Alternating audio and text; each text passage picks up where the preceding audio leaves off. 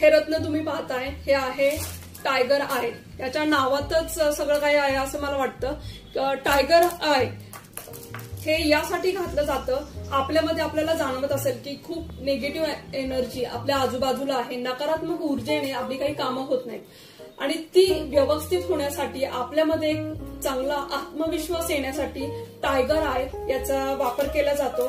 आपल्यातील negative energy कमी करून आपण आत्मविश्वास आणि सकारात्मक ऊर्जा आपल्यामध्ये जास्तीत जास्त निर्माण होते.